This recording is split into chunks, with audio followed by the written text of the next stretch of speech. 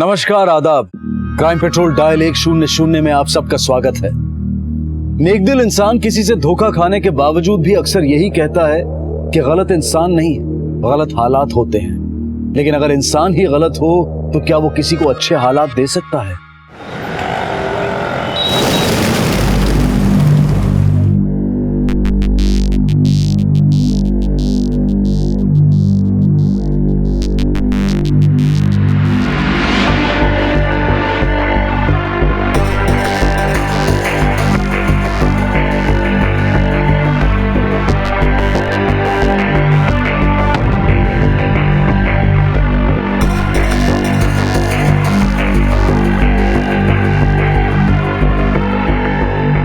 तुम गलत कर रही हो रितेश, कोई अगर अपनी गलती सुधारना चाहता है तो उससे मुंह मोड़ लेना भी गलत है ना बेटा। हाँ माँ, लेकिन तुम उस आदमी को मौका दे रही हो। इसने 15 साल से तुम्हारी कोई खबर नहीं ली।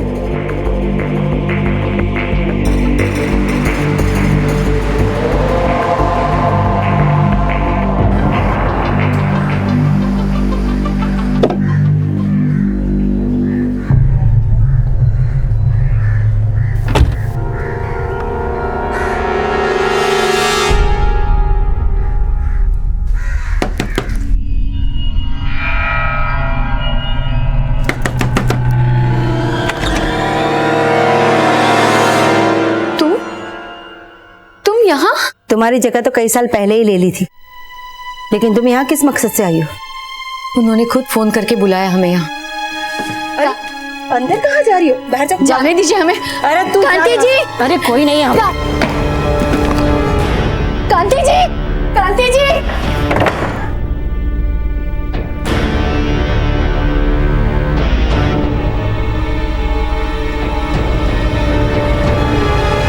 आप जिस नंबर को डायल कर रहे हैं वो इस समय स्विच्ड ऑफ है। माँ, मैंने कहा था तुमसे, जिस इंसान की फितरत धोखा देने की हो वो इंसान कभी नहीं सुधर सकता। बेटा, ऐसा भी तो हो सकता है ना, उस औरत से तेरे पापा का पश्चाताप सहन नहीं हुआ और उसी ने उनके साथ कुछ, उनका फोन भी नहीं लग रहा। मुझे तो बहुत फिक्र होने लगी।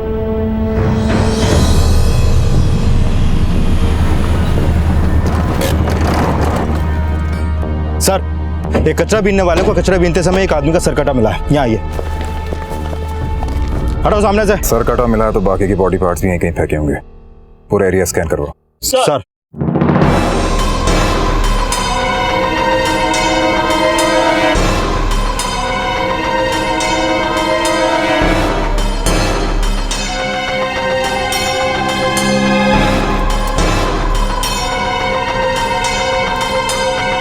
सर, यहाँ आइए। सर,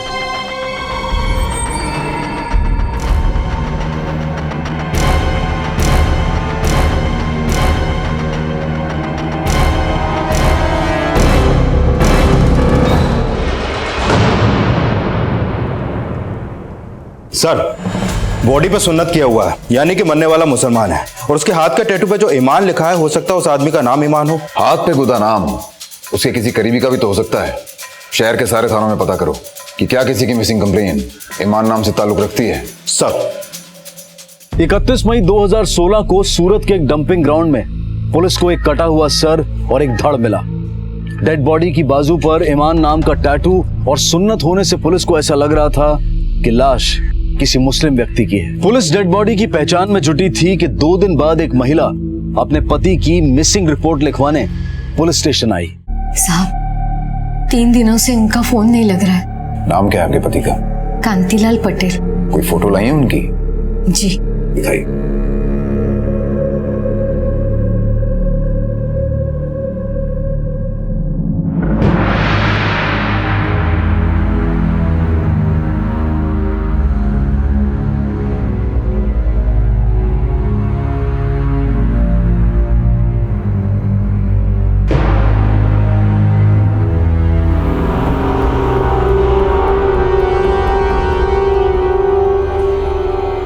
सर, इसका मतलब 2 मर्डर हुए। सर, कांतिलाल का है और धड़ किसी और का। अगर ऐसा है तो फिर उस धड़ का सर और कांतिलाल के बाकी बॉडी पार्ट्स क्यों नहीं मिले? एक काम करो, उस एरिया को फिर से स्कैन करो। सर। जमुना बहन ने कटे हुए सर की पहचान अपने पति कांतीलाल से तो की, लेकिन उसने धड़ को अपने पति का मानने से इनकार कर दिया और जल्द ही फोरेंसिक रिपोर्ट ने इस बात की पुष्टि भी कर दी। देखते ही देखते ये केस दोहरे हत्याकांड में बदल गया। पुलिस को लग रहा था कि ये दोनों हत्याएं एक साथ हुई हैं। कांतीलाल की पहचान हो चुकी थी और अब पुलिस उस अज्ञात लाश की पहचान में जुटी थी जिसकी बाजू पर ईमान नाम का टैटू गुदा था। सर, सूरत और आसपास के जिलों में कुल 13 मुस्लिम परिवारों ने अपने रिश्तेदारों की मिसिंग कंप्लेंट लिखवाई है, लेकिन उसमें से किसी का भी ईमान नाम से कोई ताल्लुक नहीं है। लेकिन ईमान नाम का इस अज्ञात लाश से ताल्लुक जरूर है। कांतीलाल भी जानता था इसे शायद। दोनों का मर्डर एक साथ हुआ है।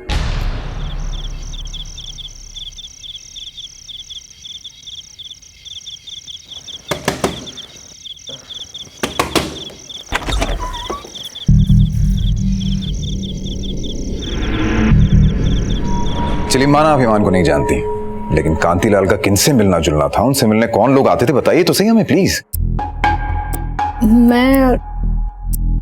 मेरे पति मेरे साथ यहाँ नहीं रहते थे। फिर कहाँ रहते थे?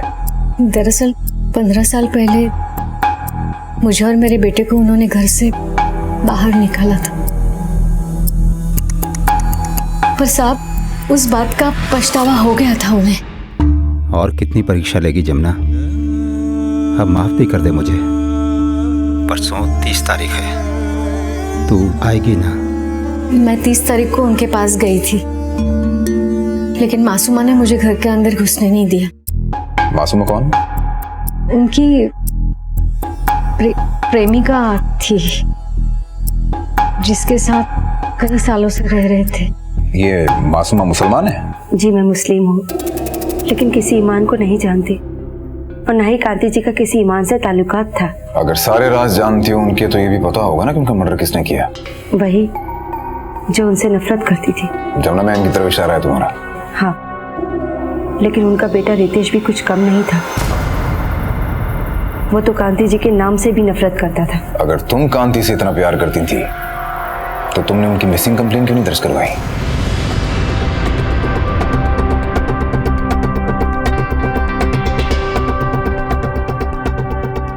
कहीं तुमसे खून तो नहीं हो गया मासूमा? इसीलिए उस दिन जब जमुना मैम तुम्हारे घर आई तो तुमने उन्हें अंदर नहीं घुसने दिया, क्योंकि कांतीलाल की लाश पड़ी थी, है ना? नहीं सर, उस दिन तो मैं शहर में ही नहीं थी। मैं तो 30 तारीख को लौटी हूँ, लेकिन जब मैं घर लौटी तो कांति जी थे ही नहीं घर पे। उस दिन जमुना का आना, आपको कंप्लेन करना, मुझे तो लगता है उसकी सोची समझी चाल थी। कहाँ गई थी तुम? जी मैं लखनऊ गई थी, कांति जी ने ही मुझे भेजा था। सुनो मासूमा, तुम बहुत महीनों से अपने घर नहीं गई हो, आओ चली जाओ लखनऊ। मैं भी यहाँ कुछ दिन अकेले रहना चाहता हूँ। वो अपनी मर्जी के मालिक थे। वो जो कहते पत्थर की लकीर हो जाता। सुनिए, आपके लिए खाना बना के रख दिया है, खा लीजिएगा। चलते हैं। ठीक है, तुम जाओ। और सुनो जी, 30 तारीख तक वापस आ जाना। उन्होंने तुम्हें 30 तारीख को ही लौटने को क्यों कहा? क्योंकि वो उस दिन उस रिश्ते की बरसी मनाते हैं जो उन्हें कोई खुशी नहीं दे पाया। हाँ, 27 साल पहले इसी दिन हमारी शादी हुई थी। वो चाहते थे कि हमारे नए रिश्ते की शुरुआत भी उसी दिन हो जाए। मगर मासूमा का तो ये कहना है कि वो उनसे शादी करना चाहते थे, आपको तलाक देना चाहते थे। नहीं, लेकिन इन्होंने अपना इरादा बदल दिया था। आप मुझे तो वापस बुला रहे हो, लेकिन आपने मासूमा को जो उम्मीदें दी है उसका क्या? वो भी तो एक औरत है। आपने मेरे साथ जो किया वही आप उसके साथ।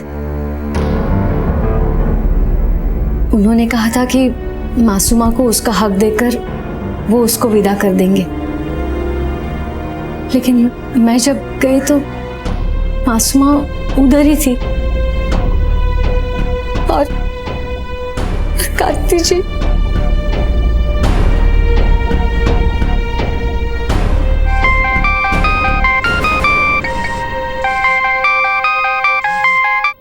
हेलो। क्या पूछा पुलिस ने? अब कुछ नहीं, मिलकर बताती हूँ। बच्चे के बारे में तो कुछ नहीं बताया ना? नहीं, लेकिन बच्चे का करना क्या है? मार डालो बच्चे को।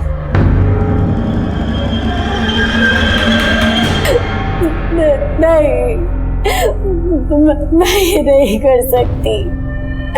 नहीं सती। मर गया इसका बाप, लेकिन तेरी ममता नहीं मरी। सुन, अब मैं जैसा बोलता हूँ ना वैसा कर। मैं सच बोल रही हूँ। सर, कांतिलाल का फोन 29 तारीख की शाम से बंद है और उसके फोन की लास्ट लोकेशन उसके घर की थी, लेकिन ऐसा कोई सुराग नहीं मिला जिससे साफ हो कि उसकी हत्या उसके घर पर ही हुई हो। कॉल रिकॉर्ड्स में कोई ऐसा नंबर मिला जिससे ईमान का क्लू मिलता हो? सर, मैंने हर नंबर की पहचान निकाली, लेकिन ऐसा कोई नहीं मिला जिसका नाम ईमान हो या ईमान नाम से ताल्लुक रखता हो। ईमान का ताल्लुक मासूमा से भी तो हो सकता है। उसके भी कॉल रिकॉर्ड्स निकलवाओ और पता करो कि 30 तारीख तक ये वाकई लखनऊ में थी या नहीं। कांतिलाल के पड़ोसियों से पूछताछ करो।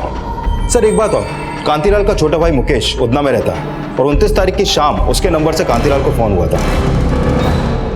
हाँ, कांति भाई से मेरी बात हुई थी। वो मेरी सलाह लेना चाहते थे। कैसी सलाह? दरअसल वो मासूमा से शादी करना चाहते थे, पर जमुना भाभी की वजह से कोई फैसला नहीं ले पा रहे थे। मैंने उनसे कहा कि उन्हें मासूमा से शादी कर लेनी चाहिए। अपनी भाभी से ज्यादा उसकी सौत के शुभ चिंतक हैं आप शायद। शुभ चिंतक तो मैं अपने भाई का हूँ। जमुना भाभी के साथ वो कभी खुश नहीं थे।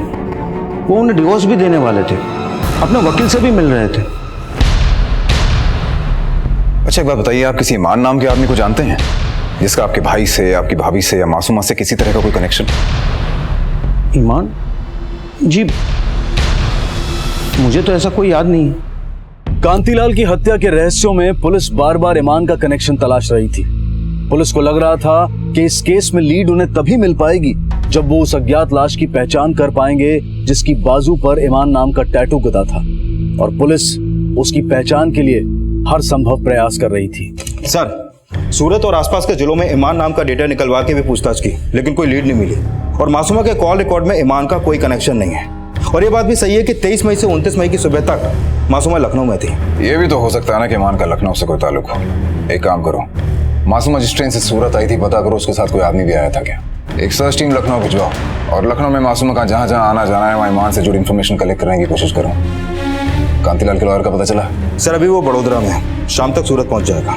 सर, कांतिलाल के पड़ोसियों से पूछताछ में पता चला कि 29 तारीख को कांतिलाल का बेटा रितेश उसके घर गया था। सर, दोनों बाप बेटे में काफी झगड़ा हुआ, यहाँ तक कि रितेश ने कांतिलाल को जान से मारने की धमकी भी दी। कांतिलाल से शिकायत तो बहुत होगी तुम्हें। 15 साल पहले तुम्हारी माँ के साथ साथ तुम्हें भी छोड़ दिया उसने। जी, अफसोस रहेगा मरते दम तक कि वो मेरे बाप थे। इस बात का अफसोस नहीं है कि तुम्हारा बाप इस दुनिया में नहीं है? सर, उनका श्राद्ध मैंने 15 साल पहले कर दिया था। तो 29 तारीख को कौन सा कर्म कांड अधूरा रह गया था जिसे पूरा करने गया था अपने बाप के घर? बेटा रितेश, आओ अंदर आओ। मैं अंदर आने के लिए नहीं आया हूँ और ना ही कोई रिश्ता बनाने आया हूँ। यहाँ पर सिर्फ समझाने आया हूँ कि मेरी माँ को बहलाना फुसलाना बंद कर दो, नहीं तो कोई दुख नहीं होगा मुझे अपनी माँ को विधवा बनाने में। मतलब तुम मानते हो कि तुमने अपने बाप को जान से मारने की धमकी दी थी? सर, मैं गुस्से में था, मैंने बोल दिया गुस्से में। आप जैसा सोच रहे हैं ऐसा कुछ भी नहीं है। मैं बस अपने बाप को ये कहने गया था कि वो आगे से मेरी माँ को ना बुलाएं अपने पास। तेरी माँ तो खुद रहना चाहती थी ना उनके साथ, तुझे क्या प्रॉब्लम थी? या वो भी नाटक कर रही है और असलियत कुछ और है? सर, आप मुझ पर और मेरी माँ पर सवाल उठाना बंद कीजिए और कांतिलाल की असलियत पता कीजिए। वो इंसान सिर्फ अय्याश नहीं, जुआरी और शराबी भी था। सिर्फ एक मासूमा ही नहीं, ऐसी कई सारी लड़कियां मेरे बाप की जिंदगी में आई जिनकी अय्याशी के चक्कर में उन्होंने मेरी और मेरी माँ की जिंदगी खराब कर दी। जब मैं 10 साल का था तब उन्होंने मेरी माँ को उनके ऑफिस में काम करने वाली सेक्रेटरी के लिए छोड़ दिया था। और सर, वही नहीं, उसके बाद भी कई सारी लड़कियां मेरे बाप की जिंदगी में। तो इस बार क्या हो गया कि उनकी सारी जातियां भूल के भी तेरी माँ उनके साथ रहना चाहती थी, मासूमा के उनकी जिंदगी में रहने के बावजूद? सर, मुझे नहीं पता कि कांति भाई मासूमा से शादी करने वाले थे, लेकिन हाँ, वो अपनी पत्नी जमुना बहन को तलाक देना चाहते थे और जमुना बहन उन्हें तलाक देने के लिए तैयार भी थी। जमुना बहन तैयार थी? जी हाँ, ये देखिए तलाक के पेपर्स, इन्हें जमुना बहन ने साइन करके दिया है, लेकिन फिर कांति भाई ने केस फाइल करने से मना कर दिया। क्यों? ये तो पता नहीं, बस अचानक एक दिन मुझे फोन किया और बोले कि केस होल्ड करो। आप किसी ईमान नाम के आदमी को जानते हैं जिसका कांतिलाल जी से मिलना जुलना? नहीं सर, मुझे कोई आइडिया नहीं। आप मुझ पर शक क्यों कर रहे हो सर? मैं तो कांति जी से प्यार करती थी। लेकिन शायद उन्हें समझ आ गया था कि तुम उनकी बीवी बनने लायक नहीं हो, इसलिए जमुना बहन से डिवोर्स पेपर्स पे साइन कराने के बाद भी उन्होंने तलाक का इरादा बदल दिया और तुम्हें अपनी जिंदगी से जाने के लिए कहा। वापस नहीं बुलाया, तुम खुद वापस आ गई और इससे पहले कि कांतिलाल और जमुना बहन एक होते तुमने उनका मर्डर कर दिया। सर मैंने मर्डर नहीं किया है, और कांति जी ने डिवोर्स पेपर होल्ड पे क्यों रखे थे वो मैं नहीं जानती, लेकिन वो जमुना को अपनी जिंदगी में वापस बुलाना नहीं चाहते थे। हाँ, ये बात सच है कि वो मुझे तलाक देना चाहते थे और उनके कहते ही मैंने तलाक पेपर साइन भी कर दिए थे। तो अब ऐसा क्या हो गया कि उन्होंने वापस आपको अपनी जिंदगी में बुला लिया? साहब, कुछ रिश्तों की अहमियत अलगाव के बाद ही समझ में आती है।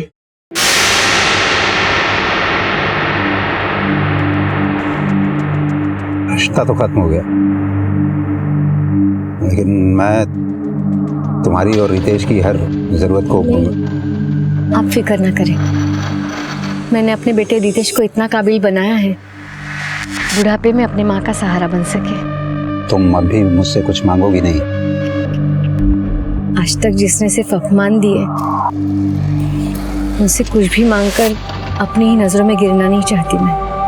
एक बार मैंने आपसे शराब छोड़ने की मांग की थी, आपने मेरा खाना बंद करवाया। आपके लिए तो मेरी भावनाओं को कोई मोल नहीं है और इसीलिए अलग होने का भी मुझे कोई मोल नहीं चाहिए। और अगले ही दिन उन्होंने मुझे फोन किया। हेलो हेलो जमुना, तुमने मेरा गुरूर पूरी तरह से तोड़ दिया है और मुझे 27 सालों बाद एहसास हुआ है कि दुनिया की हर औरत मर्द से ज्यादा महान होती है। जमुना, मैं अब डिवोर्स केस फाइल नहीं कर रहा हूँ और मैंने तय किया है कि बाकी की जिंदगी तुम्हारे और रितेश के साथ गुजारूंगा। प्लीज जमुना, मुझे माफ कर दो, लौट आओ मेरे पास प्लीज। 2 महीने पहले ही वो मुझे बुलाना चाहते थे, मैंने हाँ नहीं कहा। उनको आजमाने से डर रही थी, लेकिन लगातार वो प्रार्थना करते रहे। उन्होंने शराब तक छोड़ी, मैं मान गई, लेकिन हमारे रिश्ते पर ऐसा ग्रहण था कि हमारी किस्मत में अलग होना ही लिखा था।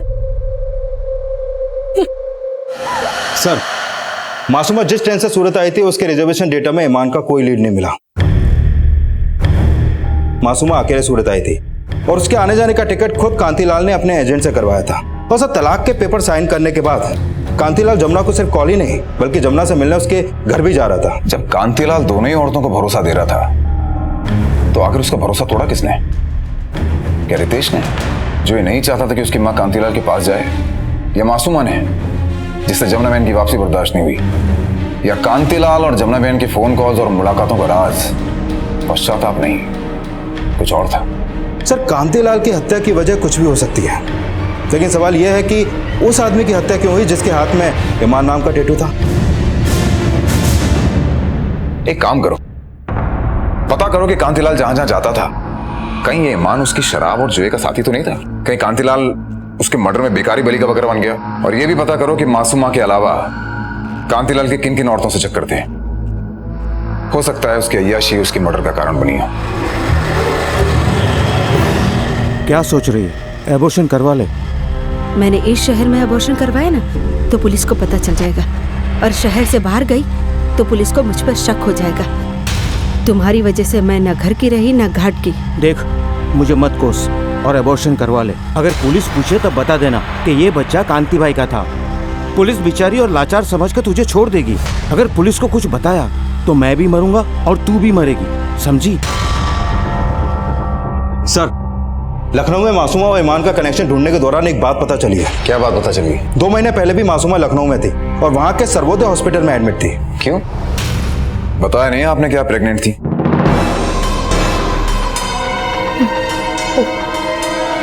कैसे बताती? जिनका बच्चा था वही नहीं रहे तो मैंने अबॉर्शन करा लिया। अबॉर्शन करा लिया? जी। कांति का ही बच्चा था? और किसका होगा? पक्का? आप एक ही सवाल बार बार क्यों कर रहे हैं? क्योंकि वो कांति का बच्चा नहीं था। लखनऊ के सर्वोदय हॉस्पिटल में भर्ती हुई थी ना आप, IVF के जरिए प्रेग्नेंट हुई। कांति से भी यही झूठ बोला था ना तुमने कि वो उसका बच्चा था। बोलो। हाँ, झूठ बोला मैंने उनसे। और क्या करती, वो मुझसे शादी ही नहीं कर रहे थे। मैंने झूठ बोला, तभी तो वो जमुना से तलाक लेने के लिए तैयार हुए। तुम्हारे इसी झूठ पे भरोसा करके कांतिलाल ने जमुना बहन से डिवोर्स के पेपर्स पे साइन तो करवा ली है, लेकिन जब उन्हें असलियत का पता चला तो वो तुम्हें अपनी जिंदगी से निकालना चाहते थे और जमुना बहन को लाना चाहते थे, और इसी रंजिश में तुमने उनका मर्डर कर दिया। मैंने उनका कत्ल नहीं किया है, और वो इसे अपना ही बच्चा मानते थे। कांति को किसकी मदद से मारा? ईमान कौन था? मैं किसी ईमान को नहीं जानती, और ना ही मैंने किसी की मदद ली है, और ना ही मैंने कांति जी को मारा है। कांति जी की मौत से मुझे क्या मिलता?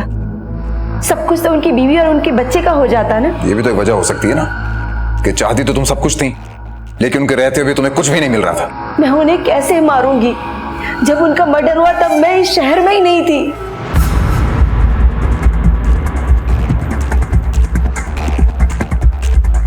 इस औरत पे नजर रखो, ये अब भी हमसे बहुत कुछ छुपा रही है। सर, कल बड़ौली पुलिस को नदी के किनारे कटा हुआ सर मिला है। काफी छानबीन करने के बाद भी उसकी बॉडी नहीं मिली। तुरंत फॉरेंसिक टीम से कांटेक्ट करो और पता लगाओ कि ये सर उस ईमान के टैटू वाले धड़ से मैच तो नहीं करता है। स्केच भी बनवाओ उसका। सर। पुलिस एक तरफ यह पता लगाने की कोशिश कर रही थी कि हाल ही में मिला कटा सर क्या उस धड़ के डीएनए से मैच करता है जिसकी बाजू पे ईमान नाम का टैटू था, और दूसरी तरफ कांतिलाल की हत्या से जुड़े रहस्यों का भी पता लगाया जा रहा था। और फॉरेंसिक रिपोर्ट से आखिरकार पुलिस उस पड़ाव पर पहुंच गई जहां से कांतिलाल के साथ मिली अज्ञात लाश की पहचान करना आसान हो सकता था। सर, फॉरेंसिक रिपोर्ट के मुताबिक ये कटा हुआ सर उस धड़ से मैच करता है जिस पे ईमान लिखा हुआ था। हालांकि सर काफी डिकम्पोज हो चुका है, लेकिन स्केच आर्टिस्ट ने उस सर का एक स्केच तैयार किया है। ये देखिए सर। इस स्केच को पिछले दिन हुई सारी मिसिंग कंप्लेंट से टैली करो।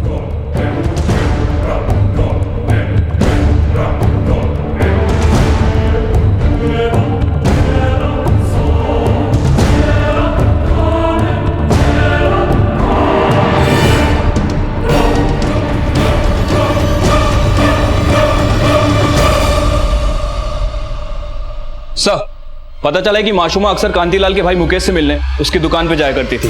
कांतिलाल की हत्या के बाद भी उन दोनों को एक साथ देखा गया। दोनों के फोन सर्वेलेंस पर डालो, 2 कांस्टेबल लगाओ उन पर नजर रखने के लिए। कहां जाते हैं, किस किस से मिलते हैं, मुझे सारी इंफॉर्मेशन की अपडेट चाहिए।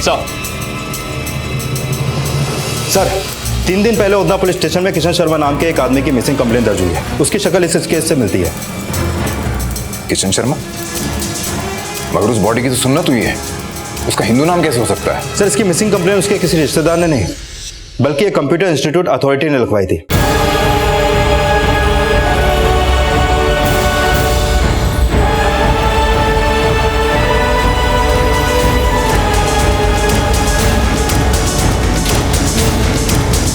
सर, किशन शर्मा बैचलर था, वो अकेला रहता था, उसके आगे पीछे कोई नहीं था, इसलिए मैंने मिसिंग कंप्लेंट लिखवाई। सर, वो हिंदू था, मेरे पास उसके मैट्रिक से लेकर हायर डिग्री के सर्टिफिकेट हैं। कांतिलाल पटेल को जानते हैं आप? नहीं सर। गौर से देखिए इस फोटो को, इसे देखा है कभी किशन के साथ? नहीं सर। आफ्ताब उसका बहुत अच्छा दोस्त है सर, उससे आपको सारी जानकारी मिल जाएगी उसके बारे में। नहीं सर, किशन को मैंने कभी इनके साथ नहीं देखा, और ना ही उसने मुझे कभी किसी कांतिलाल के बारे में जिक्र किया। अगर इसका नाम किशन था, ये हिंदू था, तो उसने हाथ में ईमान क्यों लिखवा रखा था और सुन्नत क्यों करवा रखा था इसने? सर, कई महीने पहले किशन ने मुझे इस बारे में बताया था।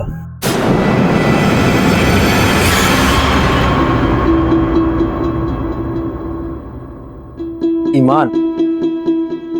तू फितरत से बेईमान है, ये हाथ पे ईमान क्यों लिखवा रखा है?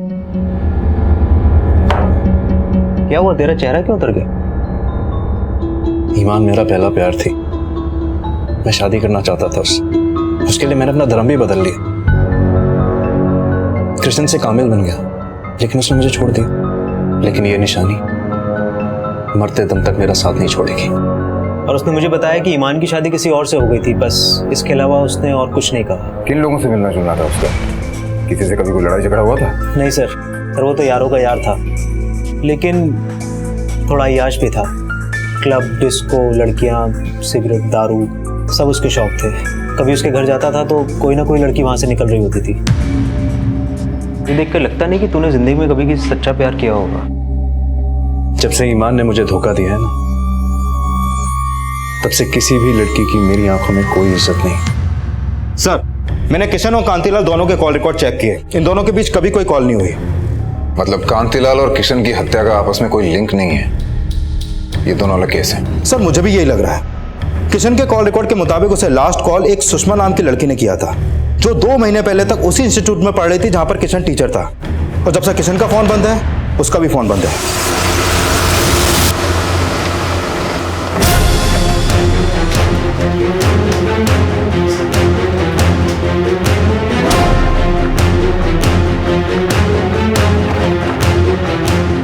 लगता है घर में कोई नहीं है। पड़ोसियों से पूछताछ करो और चाबी वाले को।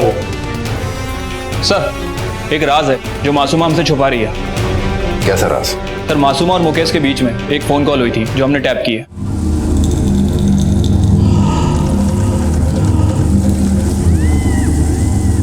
मना किया था ना मुझे फोन मत करना, क्यों बार बार घंटी बजा रही है? लेकिन की ऐसी तैसी। अब ना ही मुझे फोन करना, ना मुझसे मिलने की कोशिश करना, समझी? मासूमा को लेके आओ। सर अगर अब भी तुमने सच नहीं बोला तो सोच लो, फिर बहुत मुश्किल हो जाएगी तुम्हें।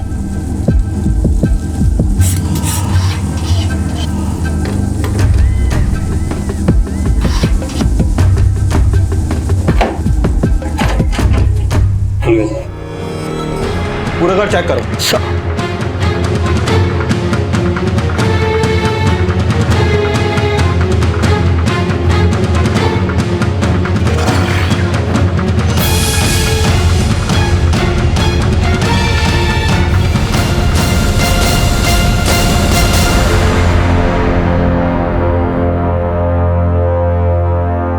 आईवीएफ का आइडिया किसका था? मुकेश का।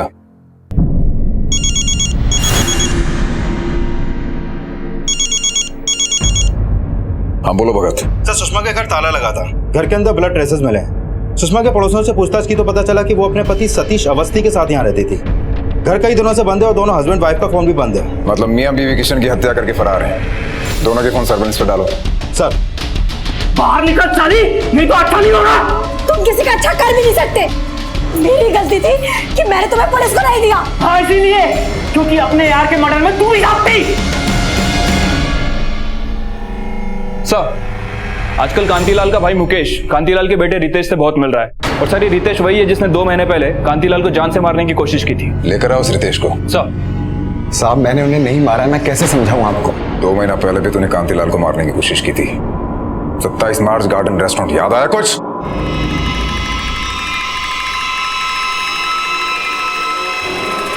साले धोखेबाज, धोखेबाज! अरे क्या कर रहे?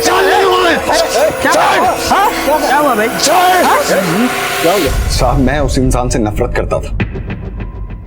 मेरी माँ को डिवोर्स देने के बाद भी वो उनसे मिलते रहे, उन्हें फोन कॉल करते रहे। तब भी मैं उन्हें धमकी देने गया था कि वो आज के बाद मेरी माँ से कोई बात ना करें। और 29 मई को मैं यही बात कहने गया था मैं उनसे, लेकिन मैंने उन्हें मारा नहीं। मुकेश क्यों मिल रहा था तुझसे? साहब वो चाचा है मेरे, और मेरे बाप से कहीं बेहतर इंसान। वो कैसे? उन्होंने हमेशा हमारा साथ दिया। भाभी अब कांति भाई से एलमनी क्यों नहीं मांग रहे? एलमनी आपका हक है। सारी दौलत गैर औरतों पे लुटाता आया है वो। आपको क्या मिला? दर दर की ठोकरें। हम ठोकरें खा लेंगे मुकेश भाई, लेकिन अपना स्वाभिमान कभी नहीं गिरने देंगे। ये मुकेश खुद को कांतिलाल का शुभचिंतक बता रहा था, पर एक तरफ मासूमा को और दूसरी तरफ रितेश और जमुना बहन को उनके खिलाफ जाने की सलाह दे रहा था। कुंडली निकालो इसकी। सर जमुनाबेन पटेल सच बोल रही थी या झूठ, इस बात की पुष्टि का कोई प्रमाण नहीं था। कांतिलाल का बेटा रितेश भी सस्पेक्ट बनकर सामने आया था और पुलिस को बार बार यह भी लग रहा था कि मासूमा का ईमान से कोई ना कोई ताल्लुक जरूर है। कांतिलाल की हत्या की कई वजह सामने आई थी, लेकिन कांतिलाल के साथ मिली लाश की पुष्टि ना होने की वजह से पुलिस इस हत्याकांड में कोई भी थ्योरी नहीं बना पा रही थी। और ये सवाल भी खड़ा हो रहा था कि क्या इन दोनों हत्याओं का आपस में कोई कनेक्शन है भी या नहीं। खोल दरवाजा। सनी धोखेबाज! मैंने तुम्हें कोई धोखा नहीं दिया सतीश, ये तुम्हारा ही बच्चा है। नहीं, ये मेरा बच्चा नहीं है, समझे तुम? तुम अपनी बीवी की बात पे भरोसा नहीं है क्या? तुम्हें उस पराई मर्द की बात पे भरोसा है? मैं कुछ नहीं जानता, समझे? क्यों? तुम्हें अपने मर्द होने पे शक है क्या? ज्यादा जुबान लड़ा रही है। अब तो न तू बचेगी और न तेरा बेटा, समझी? खोल दरवाजा, खोल।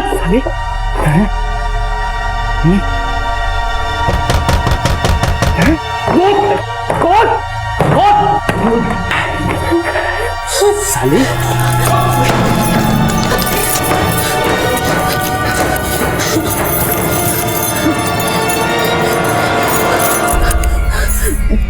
सर, सुषमा का फोन ऑन हुआ है, उसकी फोन लोकेशन ट्रेस हो गई है। टीम लेके पहुंचा वहां। सर।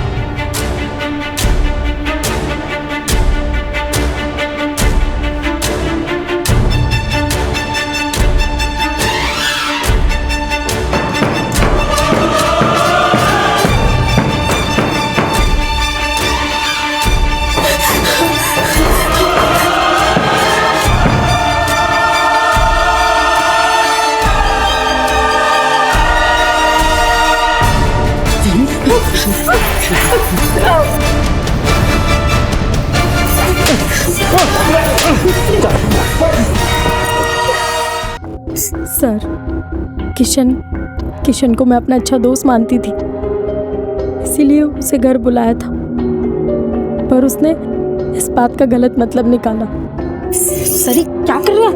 सर छोड़िए सर, क्या कर रहे हैं? सुषमा, क्या चल रहा है ये? साले मेरी बीवी के साथ। मैं खुद नहीं हूं यहाँ पे, इसने मुझे बुलाया।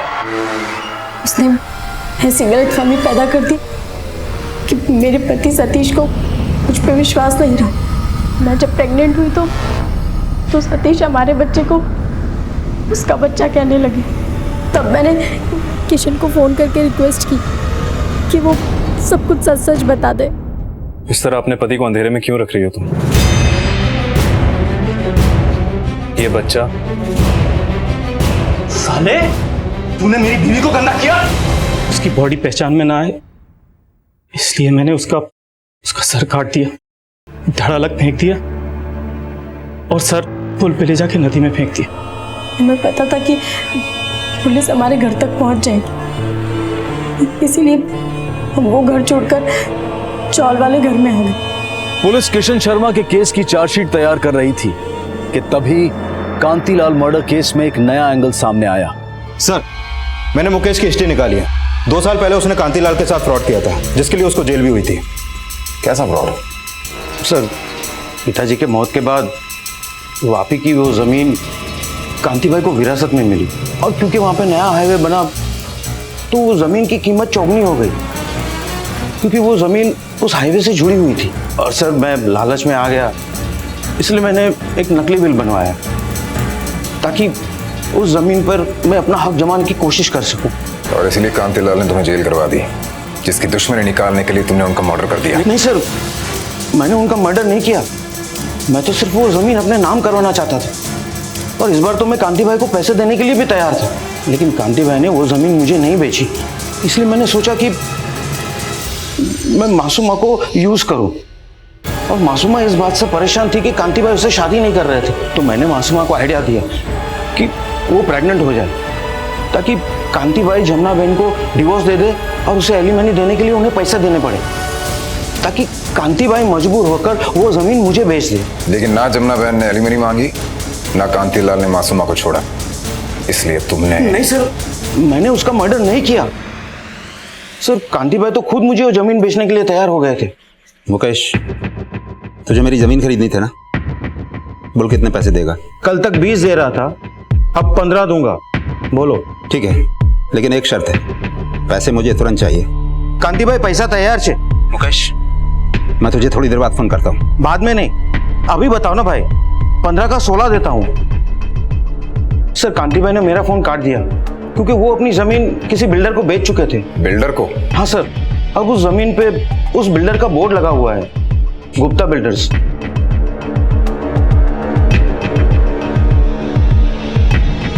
सर, जिस जमीन के बारे में कांति के भाई मुकेश ने हमें बताया था, उस जमीन पर कुछ दिन पहले ही गुप्ता बिल्डर ने अपना बोर्ड लगाया है। जमीन के आसपास की दुकान वालों ने बताया कि कांति की हत्या के अगले दिन गुप्ता बिल्डर ने वहां पर भूमि पूजन किया था। लेकिन सर, कांति के बैंक अकाउंट में पिछले कई हफ्तों से सिर्फ 85,000 रुपए पड़े हुए हैं और ना ही उसके घर में कोई कैश मिला है। कहीं ऐसा तो नहीं कि कांतिलाल गुप्ता बिल्डर्स के किसी फ्रॉड का शिकार हुआ और इसलिए उसकी हत्या की गई? कांतिलाल? सर, मैंने जमीन कांतिलाल से जब खरीदी नहीं तो मैं उसके साथ फ्रॉड कैसे कर सकता हूँ? मुझे तो ये जमीन अदिति शाह ने बेची थी। ये देखिए उस जमीन के कागजात।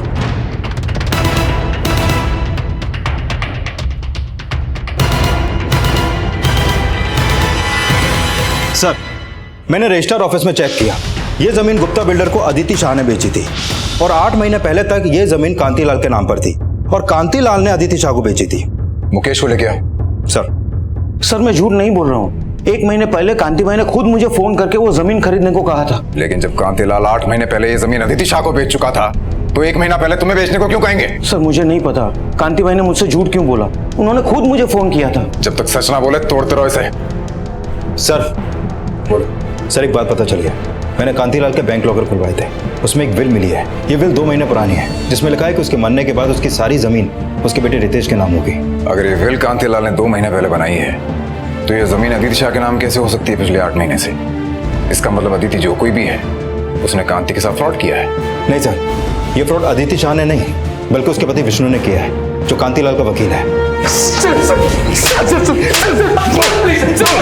बताता हूँ सर, बताता हूँ। सर, कांति भाई मुझ पे बहुत भरोसा करते थे।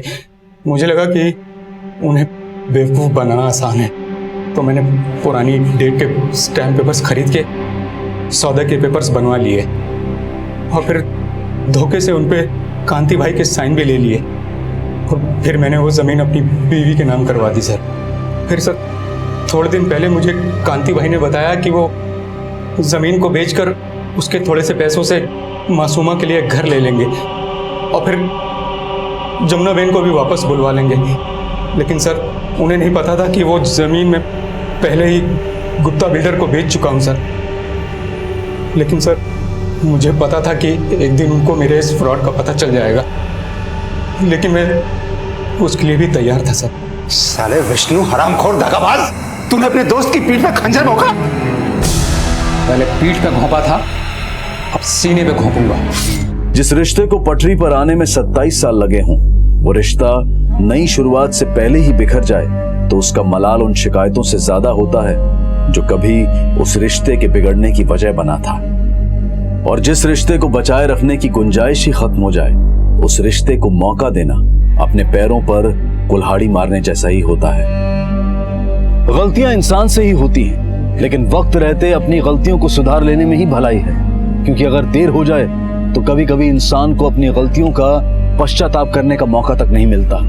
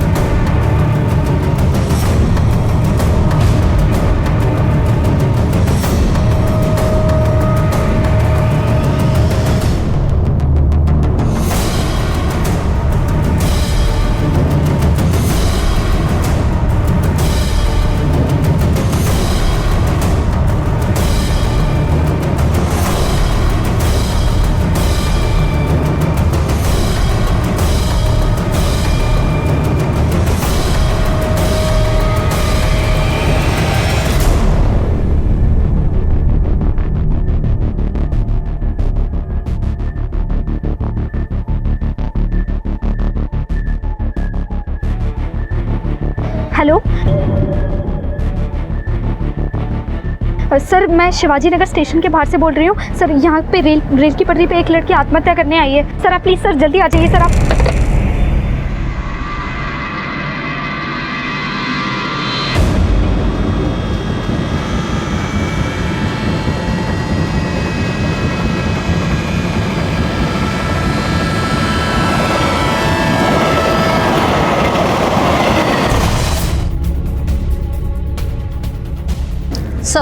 सर ट्रेन के कटने से चेहरा बुरी तरह से बिगड़ चुका है और लाश के आसपास ये मोबाइल फ़ोन और ये बैग, ये दोनों बरामद हुए हैं।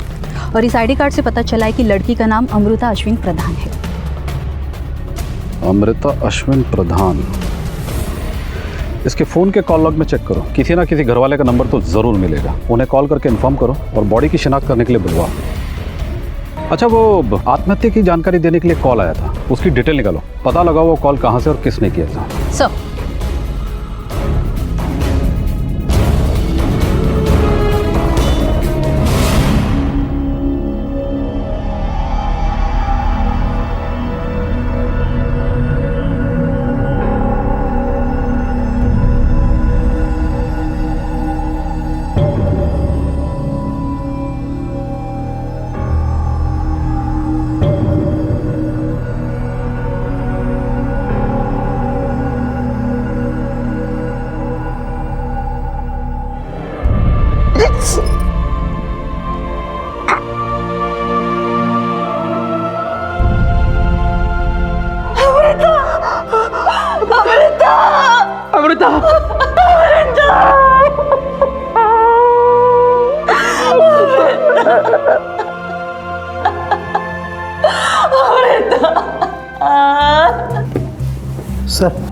सर सुसाइड के बारे में इन्फॉर्म करने के लिए जो फ़ोन आया था वो शिवाजी नगर स्टेशन के बाहर एक जनरल स्टोर पर लगे पीसीओ का नंबर है, पर पता ये नहीं लग पाया कि फ़ोन आखिर किया किसने था।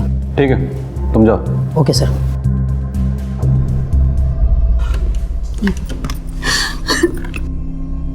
बस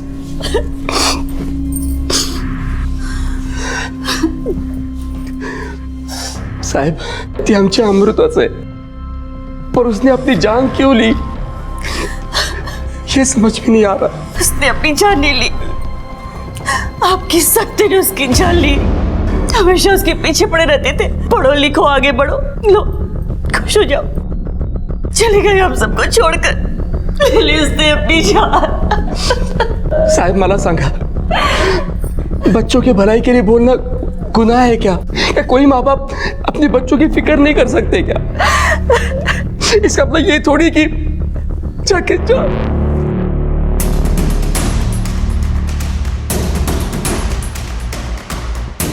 सर, मुझे लगता है कि ये सुसाइड केस ही है। हाँ, लड़की ने माँ बाप के प्रेशर में तंग आकर जान दे दी होगी। अक्सर इस तरह के केस आते रहते हैं जहाँ माँ बाप अपने बच्चों पर सपने थोपने लगते हैं और बच्चे तनावग्रस्त होकर जान देने पर मजबूर हो जाते हैं। अमृता जो अपनी मौत का स्वांग रच रही थी, उसे आत्महत्या साबित करके दुनिया की नजरों से ओझल हो जाना चाहती थी, पर क्यों कर रही थी वो ऐसा? और कौन था वो शख्स जो इस पाखंड में उसकी सहायता कर रहा था? ऐसा करने के पीछे उसकी मंशा क्या थी? अमृता के इस स्वांग के पीछे मंसूबे कुछ और ही थे जो इस षड्यंत्र के राजदार थे। क्या उस पर कोई पारिवारिक दबाव था जिससे वो बचना चाहती थी, या फिर ये किसी आपराधिक गतिविधि की एक शुरुआत थी? और जिस लड़की को उसने अपने कपड़े पहनाए थे, क्या उसकी हत्या भी उसी ने की थी? कहानी यहाँ से खत्म नहीं शुरू हुई थी।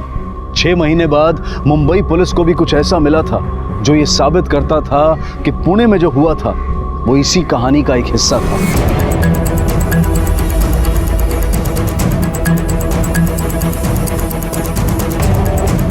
साहेब, ही पायावर जाते, तिकडेच बॉडी सापडल्या।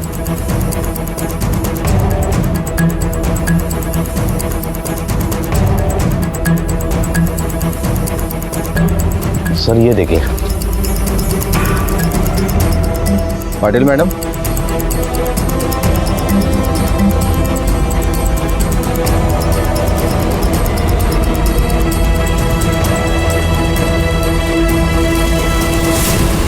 पुणे पुलिस ने जिस अमृता को 6 महीने पहले मृत घोषित कर दिया था, वो आज फिर मुंबई के सांता क्रूज हाईवे पर मृत पाई गई। अगर ये अमृता थी तो फिर मोहिनी और अश्विन ने उस लड़की को अमृता क्यों माना जो रेल की पटरी पर मृत पाई गई थी? माँ बाप से अपनी बेटी को पहचानने में क्यों और कैसे भूल हुई? और चूंकि मुंबई पुलिस के पास इस लड़की की कोई पहचान नहीं थी, इसलिए तहकीकात का एक नया अध्याय शुरू हुआ। अमृता ने अपनी मौत का ये नाटक क्यों खेला? और कौन थी वो लड़की जिसे पुणे में अमृता ने अपनी पहचान दी थी? और आखिर इन 6 महीनों में ऐसा क्या घटा कि जिससे आज अमृता खुद एक लाश बन चुकी थी? सर, उस लड़की की पोस्टमार्टम रिपोर्ट आ गई है। उसका मर्डर आज सुबह 8:30 से 10:30 के बीच में हुआ है। पेट पर 3-4 बार चाकू से वार किया गया है। पता चला कौन ही है? किसी ने पहचाना उसे? नहीं सर, जहाँ पर लाश मिली उस एरिया में हमने पूछताछ की, लेकिन इस लड़की को कोई नहीं जानता। यहाँ तक कि इस लड़की को पहले उस एरिया में कभी नहीं देखा गया। इसका मतलब ये बाहर की एरिया की है, वरना ऐसे सुनसान रास्ते पे क्या करती? रानी, एक काम करो, इसकी तस्वीर सारे पुलिस स्टेशन में भिजवा दो और सारे अखबारों में भी छपवा दो। कोई ना कोई तो मिलेगा उसे पहचानने वाला। Okay sir.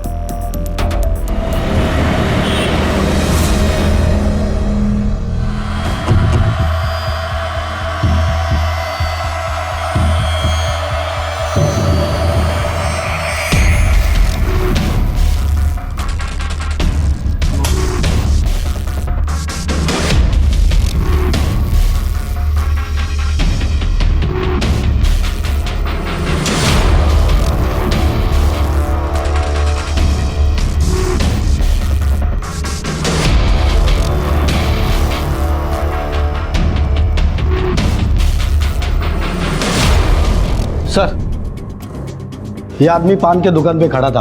उस लड़की का अखबार में फोटो देख के बड़ी बड़ी बातें कर रहा था। मैंने पूछा पहचानता इसे, तो साफ साफ नहीं बोला, इसलिए इधर लेके आया। तू बोलेगा या हम उगलवाएं? अरे नहीं साहब अपन तभी बोला था और अभी भी बोलता है। अपन खाली एक दो बार देखा था उसको, अपन पहचानता नहीं है उसको साहब। तो बताना कहाँ देखा था उसे? साहब वो बैंड्रा का वो रेड लाइट एरिया में देखा था साहब उधर ही धंधा करती है वो।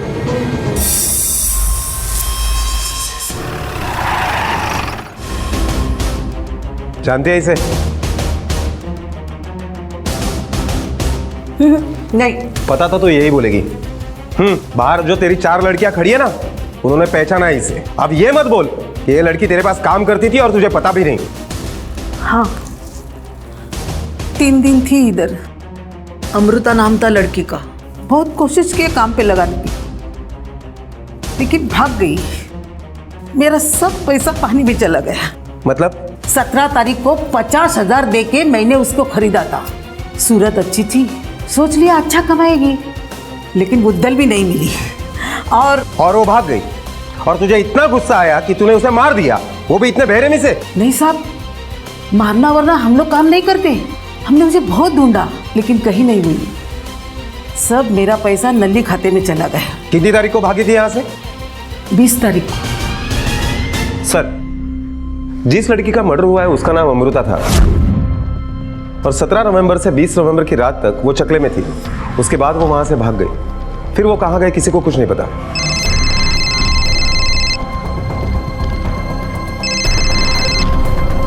हेलो,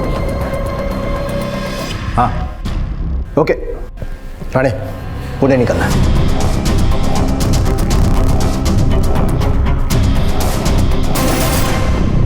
साहब मुंबईमध्ये आमचे काही नातेवाईक राहतात। उन्होंने पेपर में फोटो देखा और हमें इन्फॉर्म किया। पहले तो हमारा विश्वास नहीं हुआ, लेकिन जब फोटो देखा तो। लेकिन आपका तो कहना था कि अमृता 6 महीना पहले मर चुकी। तेज तो समझत नहीं है साहब। कल जो मरी, अगर वो मेरी बेटी है तो 6 महीने पहले जिसका दाह संस्कार मैंने किया वो कौन थी? और अगर ये अमृता है तो वो 6 महीने से कहाँ थी? ना वो मिलने आई, ना उसने फोन किया। आपकी बेटी का किसी के साथ अफेयर वगैरह था? नहीं सर, मेरी बच्ची बहुत सीधी थी। अगर उसका किसी से अफेयर होता ना तो वो मुझे जरूर बताती। किसी के साथ कोई झगड़ा, कोई दुश्मनी? झगड़ा, दुश्मन? साहब, एक विशाल नाम का लड़का था। वो अमृता के पीछे हाथ धोकर पड़ा था, उसे बहुत परेशान करता था। एक दिन तो मैंने खुद उसे रंगे हाथों पकड़ा था।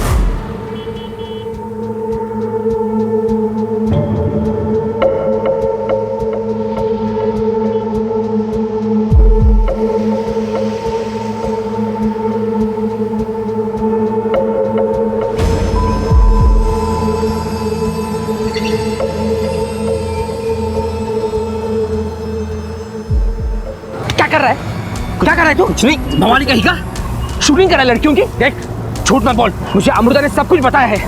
अगर उसके पीछे पड़ेगा, उसके आसपास भी दिखेगा ना, तो मुझसे बुरा कोई नहीं होगा। थप्पड़ मारूंगा तेरे को, भाग। कथा खाई का। उसके बाद अमृता ने विशाल की कभी कंप्लेंट नहीं की। मुझे लगा वो सुधर गया होगा, लेकिन उसके 1 महीने बाद अमृता की डेड।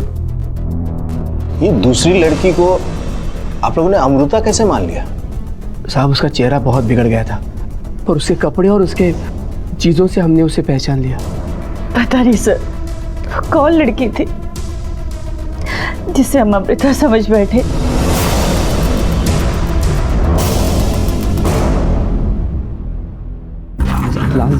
एक बार मुझे डर लग रहा है। कोई नहीं आता यहाँ पे, कोई नहीं आता यार, वीडियो काम चल रहा है, कोई नहीं आता।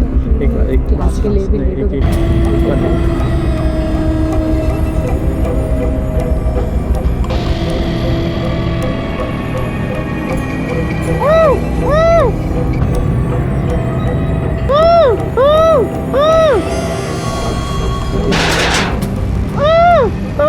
कोई आ गया यहाँ पे। कोई नहीं आता यहाँ पे। डर लग रहा है, प्लीज यहाँ पे कोई तो है।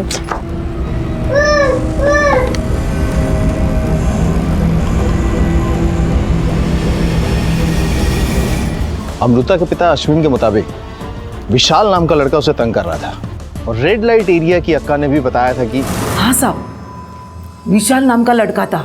वो लड़की को उसने मेरे पास भेजा था। सर 6 महीने पहले विशाल ने अमृता को प्रपोज किया अमृता ने मना कर दिया और इसीलिए बदला लेने के लिए विशाल ने अमृता को किडनैप किया और बाद में अक्का को जाकर बेच दिया। राणे, अमृता अक्का को 17 नवंबर को बेची गई थी। सवाल ये उठता है कि 17 मई से 17 नवंबर तक वो कहाँ थी? क्या वो विशाल के साथ थी? विशाल उसे यूज कर रहा था, या वो मुंबई अपनी मर्जी से आ गई थी और बाद में जब विशाल पुणे से मुंबई आया तो उसकी नजर उस पर पड़ी? लेकिन दोनों ही सूरत में इस विशाल तक पहुंचना हमारा बहुत जरूरी है, क्योंकि फिलहाल यही वो एक कड़ी है जो इस केस की छानबीन को आगे बढ़ा सकती है।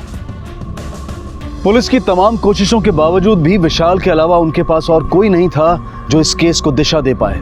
इसलिए पुलिस ने विशाल को ढूंढने में दिन रात एक कर दिया। अमृता के कॉलेज के दोस्तों ने पुलिस को यह जानकारी दी कि विशाल कॉलेज की सामने वाली चाय की दुकान पर खड़े होकर अक्सर अमृता को छेड़ता था। पुलिस को चाय की दुकान से विशाल के घर का पता मिला और बिना देर किए पुलिस उस चौल में पहुंची जहां विशाल रहता था।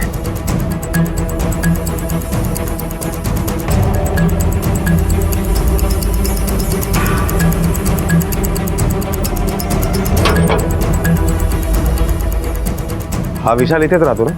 हो, भाड्याने राहतो, पण गेले 6 महिने आला नाही ते. घरमालक कुठे राहतात? हो, ते खाली राहतात. पुणे की चौल को छोड़े हुए विशाल को 6 महीने हो चुके थे और मुंबई में उसे ढूंढना घास के ढेर में से सुई ढूंढने के बराबर था। पर विशाल के एक मकान मालिक के रेंट एग्रीमेंट में से मिली एक फोटो को पुलिस ने सर्कुलेट कर दिया था। अमृता की पहचान के बावजूद वो 6 महीने तक कहां थी, उसके साथ क्या हुआ था, ये एक रहस्य बना हुआ था। और दूसरी तरफ था वो बच्चा जो एक अंडर कंस्ट्रक्शन बिल्डिंग में कैद था। इन्हीं सवालों के घेरे के बीच पुलिस के हाथ आशा की एक किरण लगी। सर, कांदीवली कॉम्प्लेक्स में हमारा पेंशनर क्लब है। मैंने वहां से इस लड़की को कई बार आते जाते देखा है। मुझे लगता है ये वहीं कहीं रहती होगी। Thank you sir.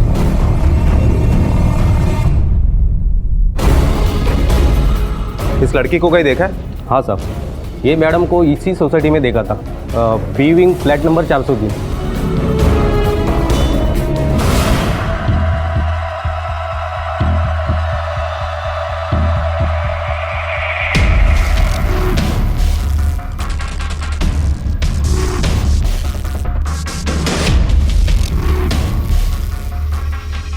दादा वापस ले लीजिए। आप तो बोले थे इधर ही। हाँ दादा, लेकिन जो काम यहाँ था वो हो चुका है, आप वापस ले लीजिए।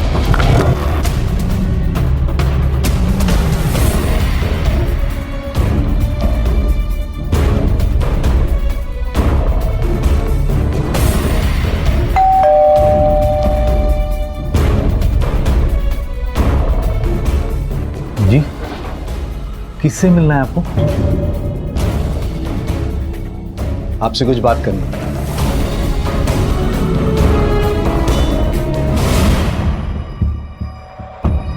इसे पहचानते हैं? सर, ये अमृता है, हमारे यहाँ पेइंग गेस्ट थी। थी मतलब? सर, उसका चाल चलन ठीक नहीं था, इसलिए हमने निकाल दिया। घर पे रखने से पहले पता नहीं किया था कौन है, कहाँ से आई है? वैसे इतनी अनजान थी तो यहाँ तक पहुँची कैसे? सर, हमने पीजी के लिए पेपर में ऐड दिया था, उसे देखकर वो आई थी, और जब आई थी तब शरीफ लग रही थी, और वैसे भी चेहरा देखकर थोड़ी ना पता चलता है कि उसका कैरेक्टर कैसा है। घर देख के तो लग रहा है आप लोग भी पढ़े लिखे हैं, पर क्या इतना नहीं पता किसी अनजान को घर पे रखते तो पुलिस को खबर करते हैं? वैसे अखबार में जो इश्तिहार दिया था वो देख सकता हूँ?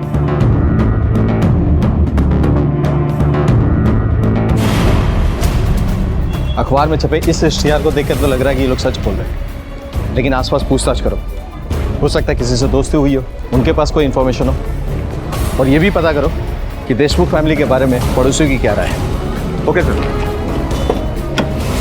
देशमुख फैमिली को काफ़ी टाइम से जानते हैं सर, अच्छे लोग हैं, पर लड़की के बारे में कुछ बोल नहीं सकते।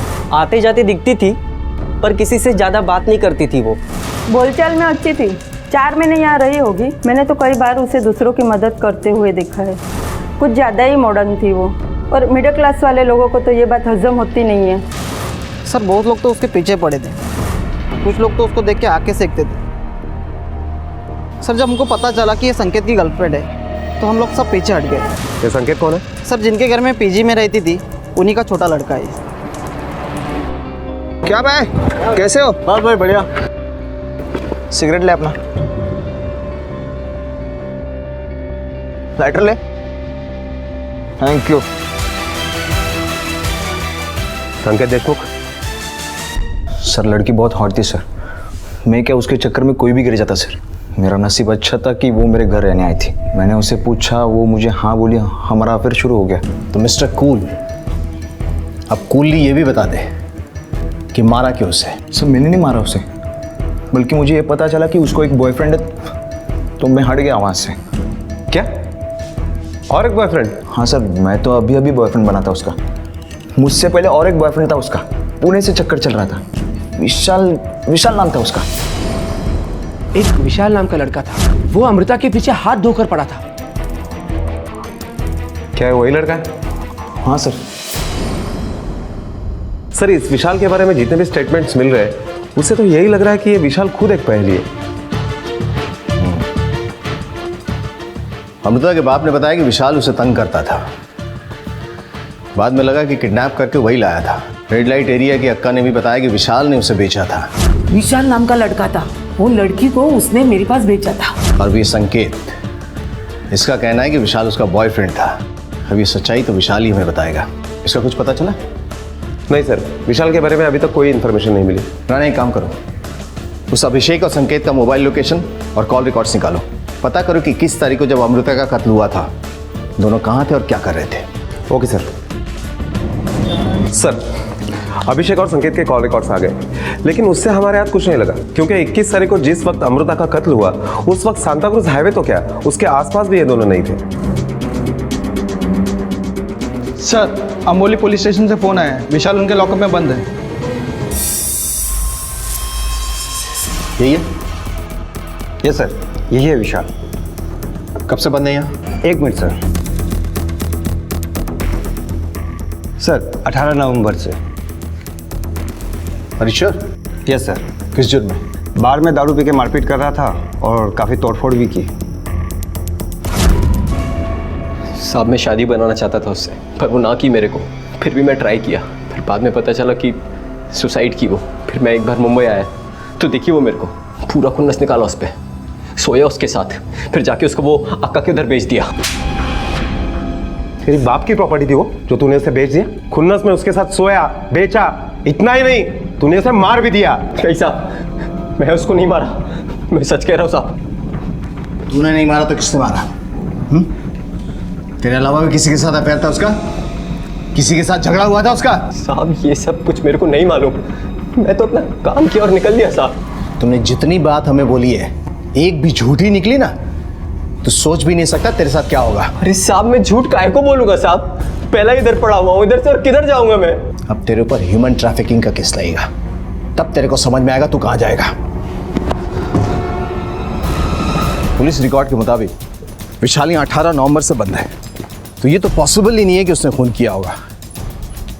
अभिषेक और संकेत के खिलाफ भी हमारे पास कोई सबूत नहीं है। अगर ये तीनों नहीं है जिसने अमृता को मारा, तो वो कौन है? उसने क्यों मारा उसे?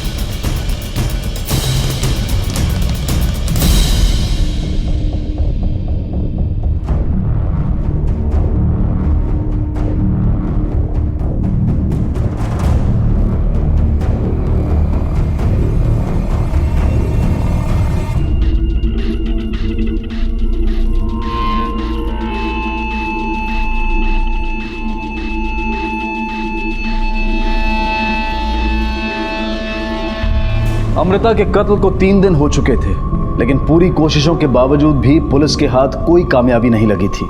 और दूसरी तरफ वो बच्चा अधमरी हालत में भी मौत से लड़ रहा था। आखिर उस बच्चे का अमृता से कोई संबंध था भी या नहीं? और इस पूर्वा का सच क्या था जिसे अमृता की मौत ने इतना बेचैन कर दिया था कि वो अपने आप को घाव पर घाव दिए जा रही थी?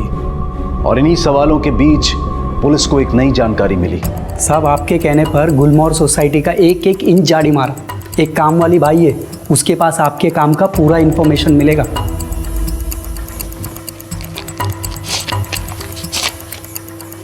जा भी राणे। Okay sir. साहब मैं गुलमोहर सोसाइटी में घर काम करती है। कुछ महीना भर पहले मैंने संकेत भाऊ और वो लड़की को सोसाइटी में देखी। झूठ निकल जा अभी क्या अभी। इस सोसाइटी में फिर से नहीं दिखनी चाहिए तू। और नहीं निकलूँ तो क्या कर लेगा? जान से मार दूंगा तुझे, समझी? तेरे मुंह पे बोल रही नहीं जाऊंगी, कर ले जो करना है, दिखा मार। तो क्या उसके बाद वो घर छोड़ के चली गई? नहीं साहब, वो तो उधर आराम से रही। साहब ये देशमुख लोग का नाटक मुझे कुछ समझ में नहीं आया साहब। अब मैं इतने साल से उनके घर काम की, लेकिन मुझे कभी दिवाली की बख्शिश नहीं दी साहब उन्होंने। और वो लड़की को इतने दिनों से बिठा के वो मुफ्त में खिला रहे थे। मेरे को शक हुआ, इसलिए मैंने सोचा आपको बोल दूं। मेरा भी कुछ फर्ज बनता है ना साहब। अच्छा, फर्ज या बदला? ठीक है, तुम जा सकती हो। जी साहब।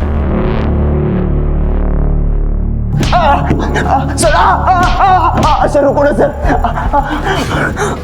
सच बता।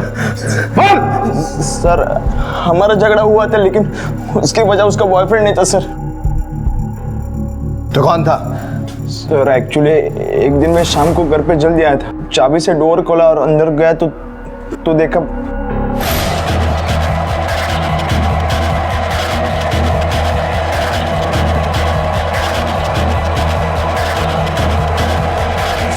इसी धोखे और जलेसी की वजह से तूने उसे मार दिया? सर मैंने उसे मारा नहीं, लेकिन मौका मिलता ना तो उसे जरूर मार देता। तेरा झगड़ा तेरी भाई की वजह से हुआ था ना? फिर उस दिन विशाल का नाम क्यों लिया? क्यों बोला कि वो उसका बॉयफ्रेंड है? सर एक्चुअली भाई का नाम लेता तो फैमिली का नाम बदनाम हो जाता ना सना। सर लेकिन अमृता ने खुद उसके बारे में बताया था मुझे। मैंने उनको एक दो बार साथ में भी देखा है सर। बस इसी का फायदा उठाने की कोशिश की मैंने। छोड़ रहा हूं अभी, लेकिन शहर से बाहर मत जाना। ले जाओ उसे। चल सर। हाँ चल। जैसे जैसे अमृता की इंफॉर्मेशन आती जा रही है, बावजूद इसके कि उसने खून किया था, शक बदलता जा रहा है कि वो विक्टिम है। मुझे तो लगता है 6 महीना पहले इसने खुद अपनी मौत का नाटक किया था और यहाँ आके इन दोनों भाइयों को फंसाया। बस सवाल ये उठता है कि क्यों फंसाया, मकसद क्या था उसका? सर इसका पता हमें अभिषेक से लग सकता है। नहीं यार, मामला कोर्ट तक पहुंच गया है। इन भाइयों का झगड़ा खत्म ही नहीं होता। पता नहीं काम फिर से कब स्टार्ट हो जाएगा। अब सब क्लाइंट को वापस से झेलना पड़ेगा। झूठ बोलना बंद करा, वरना अगर हम बुलवाने पे उतर हो गए ना तो बहुत भारी पड़ेगा। बोल। साहब इसकी कोई गलती नहीं है, वो लड़की ऐसी थी कि कभी एक हाथ से ताली बजती देखी है आप लोगों ने? साहब आप सोच नहीं सकते वो कैसी लड़की थी। उसने जानबूझकर इसे फंसाया है। वो आई इसीलिए थी। अच्छा, उस दिन तो आप कह रही थी कि आप उसे पहचानती नहीं है। आपने अखबार में इश्तेहार दिया था इसलिए वो पीजी बन के आई। साहब झूठ बोला था साहब। वो खुद नहीं आई थी, पूर्वा उसे लेकर आई थी। कौन पूर्वा? सर पूर्वा मेरी बीवी है। मतलब थी, अब हम लोग अलग हो चुके हैं। पूर्वा जानती थी कि हमने पेपर में पीजी के लिए ऐड दिया है, तो एक दिन शाम को वो अमृता को लेकर आ गई। ये मेरी भांजी है अमृता। भांजी? हमारी शादी में दिखी नहीं कहीं। वो उस टाइम ये दूसरे शहर में पढ़ रही थी ना, और इसके एग्जाम्स भी चल रहे थे, और अभी यहाँ मुंबई भी पढ़ाई के लिए आई है। अच्छा, मग राहणारेस कुठे? बाबा अभी तो अमृता का रहने का कोई इंतज़ाम नहीं हुआ है, लेकिन मैं सोच रही थी कि अगर आप सब परमिशन दे और कोई प्रॉब्लम ना हो तो ये यहीं रह जाए।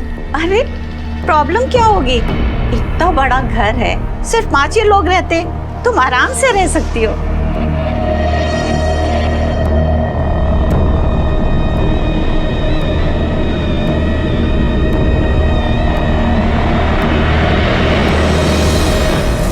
बहू की रिश्तेदार है, ये सोचकर हमने उसकी मदद की, घर में रख लिया, पर उसने तो हमारा घर ही बर्बाद कर दिया। मेरे दोनों बेटों की जिंदगी खराब कर दी। आपने पूर्वा से कभी बात नहीं की? उससे क्या बात कर रही सर? वो खुद ही बाहर कुछ और ही गुल खिला रही थी। आपको कैसे पता कि पूर्वा का बाहर अफेयर चल रहा है? सर वो इतनी बेशर्म थी कि पति के घर पे होते हुए भी उसका बॉयफ्रेंड उसको दिन रात फोन करता था।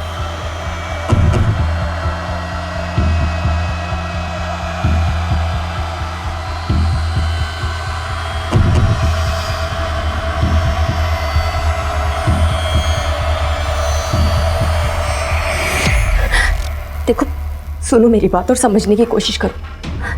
तुम ये जो भी कुछ कर रहे हो ना, इससे तुम्हें कुछ हासिल नहीं होने वाला है। प्लीज मुझे बार बार फोन करके मुझे परेशान मत करो। मेरे हस्बैंड को मुझ पे शक हो जाएगा।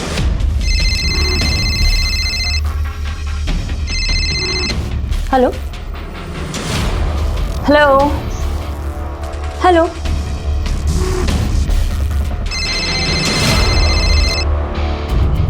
अंधा फेरा समझ रखा है मुझे, पति के सामने किसी और से अय्याशी कर रही हो, बेशर्म कहेगी।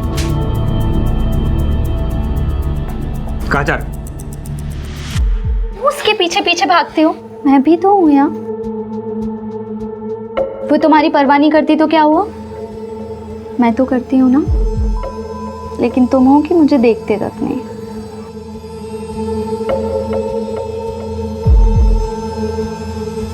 आपको पता था किससे बात करती थी वो? सर एक विशाल नाम का आदमी था।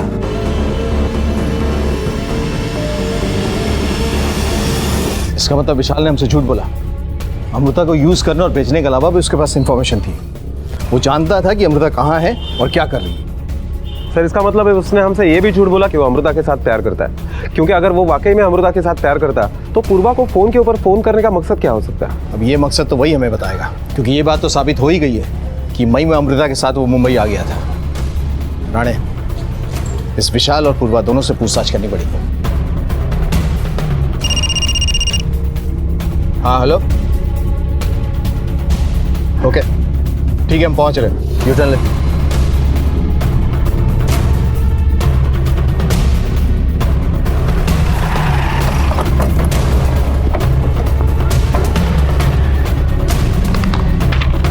सर, ये बच्चा 8 दिन पहले कांदोली के सीबीएसई स्कूल से किडनैप हुआ है और इस केस के लिए पुलिस को एक लड़की की तलाश है। और ये रहा वो लड़की का स्केच। और सर ये स्केच अमृता के चेहरे से मैच करता है। सर लेकिन अमृता किसी बच्चे को किडनैप क्यों करेगी? इसी बात का तो पता करना है, इसने किडनैप क्यों किया और कहाँ रखा है इसे। सर अगर अमृता ने किसी बच्चे को किडनैप किया है तो ये पता लगाना बहुत मुश्किल है, क्योंकि अमृता को मरे हुए 4 दिन हो चुके हैं।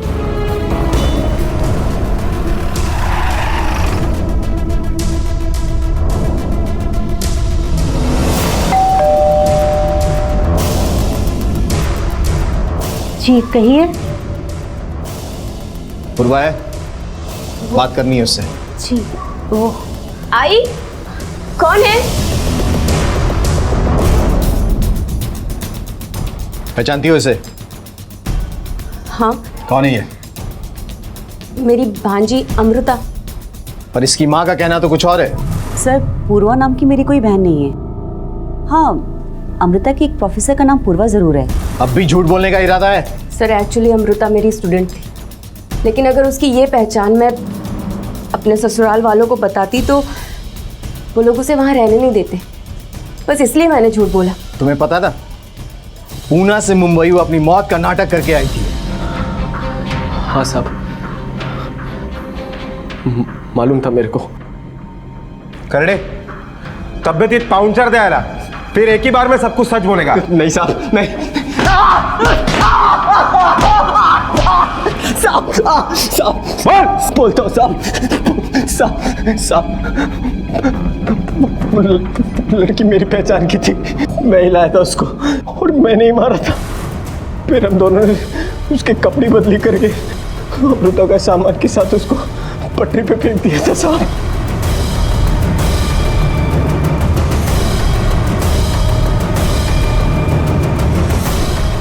फिर हम दोनों साथ में इधर मुंबई आ गए साहब। ये सारा प्लान किसका था? वही तो बनाई थी साहब, मैं तो बस उसका साथ दे रहा था। लेकिन अमृता मुंबई क्यों आना चाहती थी? आना नहीं सर, वहाँ से भागना चाहती थी।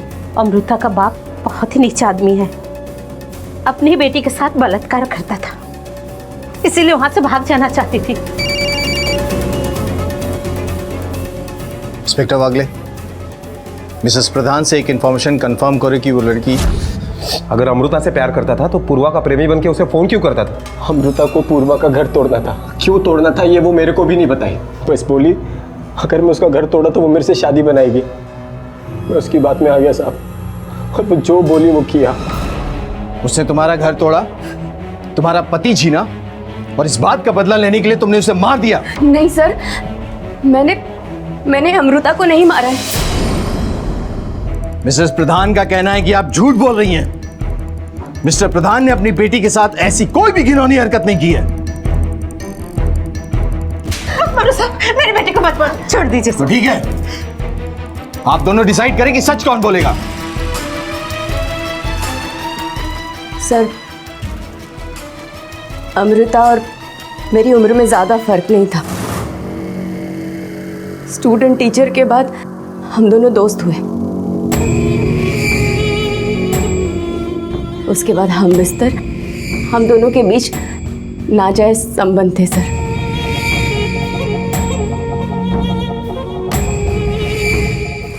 सर हम दोनों लेस्बियन थे, लेकिन एक दूसरे के साथ बहुत खुश, बहुत ज्यादा खुश। लेकिन माँ ने मेरी शादी जबरदस्ती अभिषेक के साथ करा थी, और ये बात अमृता को बिल्कुल भी नहीं अच्छी लगी। इसी बात का बदला लेने के लिए अमृता मुंबई तक चली आई थी। उसने विशाल नाम के किसी आदमी के साथ मिलकर मुझे बहुत फोन करा है। हेलो, प्लीज मुझे फोन कर करके परेशान करना बंद करो। बेशर्म कहीं की। मेरा घर तोड़ दिया सर। साहब जब मेरे को मालूम पड़ा कि अमृता और पूर्वा का वो समलैंगिक टाइप का रिश्ता है, मेरी खोपड़ी कसक गई साहब। मैं बोला उसको छोड़ूंगा नहीं तेरे को, फिर वो बोली वो मेरे को 5 लाख रुपए देगी ये काम का, और वो कोई बच्चा भी उठाई थी साहब, पर बोली पैसा 2 दिन बाद मिलेगा। मेरे को भरोसा नहीं हुआ साहब, इसलिए मैं 17 तारीख को उसको बेहोश करके आका के उधर बेच आया। उसके बाद उसका क्या हुआ मालूम नहीं, पर मैं सच कह रहा हूँ साहब, मैं अमृता को नहीं मारा साहब। अगर अमृता ने और मैंने वो एक गलत कदम नहीं उठाया होता तो आज हम सब लोग खुश होते और अमृता भी जिंदा होती। मैंने अपने आप को सजा देने की बहुत कोशिश की सर, मगर हार गई। बहुत हुआ तुम्हारा झूठ और इमोशनल ड्रामा। पार्टी ब्लैम, अरेस्ट करो, लेके चलो इसे। ये देखो, तुम्हारे मोबाइल कॉल रिकॉर्ड्स और एसएमएस जो तुमने अमृता को भेजे थे, इससे ये साबित होता है कि तुम उससे तंग आ गई थी और इतनी परेशान हुई कि तुमने उसे मार दिया। नहीं सर, मैंने नहीं मारा है उसे। सर, इस मोबाइल के लोकेशन से नई बात सामने आई है। मुझे जाने दो, मुझे अंदर जाने दो। चुपचाप बैठो, अंदर इंक्वायरी चल रही है। मैडम बैठ जाइए, बैठ जाइए। उसने कुछ नहीं किया। ये सच नहीं बोलेगी ऐसे। मारो इसे। उसे मत मारो। चुपचाप बैठो। मत मारो उसे। सर छोड़ दीजिए सर, मैंने नहीं मारा। सर मैं सच बोल रही हूँ, मेरी बात का यकीन कीजिए। सच बोल। उसने कुछ नहीं किया, तूने कुछ नहीं किया। उसने कुछ नहीं किया है, मैंने मारा है अमृता को।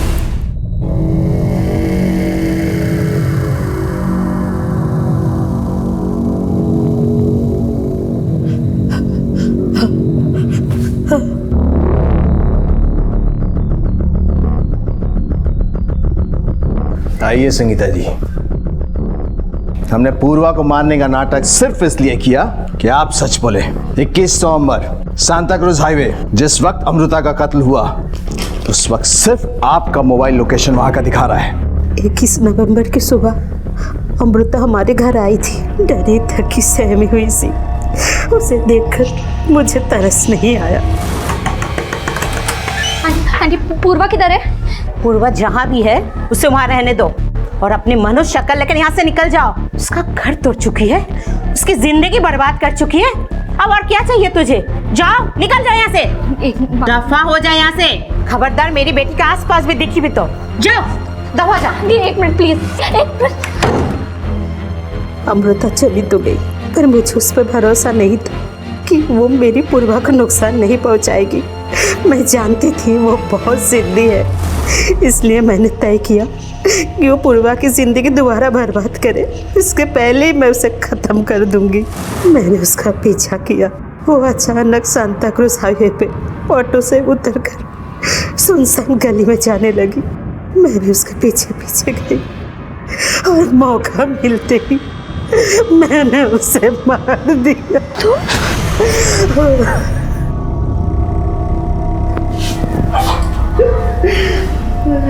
सांता क्रूज हाईवे पे उतर के सुनसान रास्ते पे क्या करने गई थी?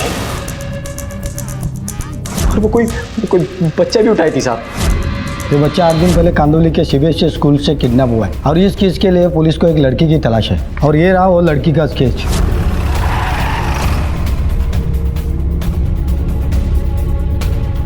राणे, मर्डर स्पॉट के आसपास की सारी जगह छान मारो, बच्चा यहीं मिलना चाहिए। चलो।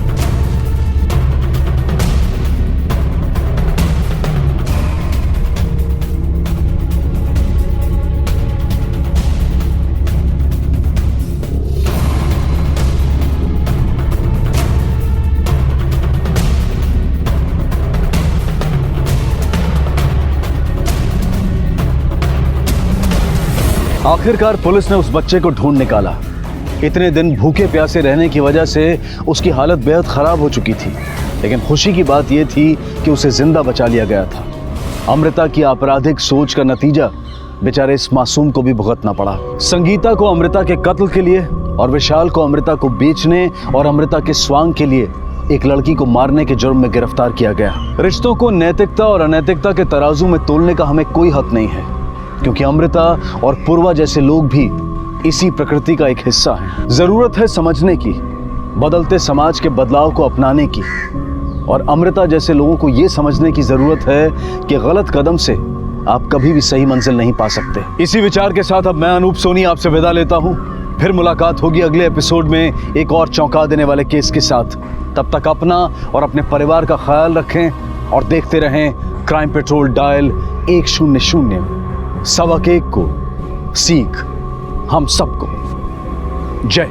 क्राइम पेट्रोल्स के और भी दिलचस्प कहानी देखने के लिए हमारे चैनल को सब्सक्राइब करें और बेल आइकॉन दबाना न भूलें।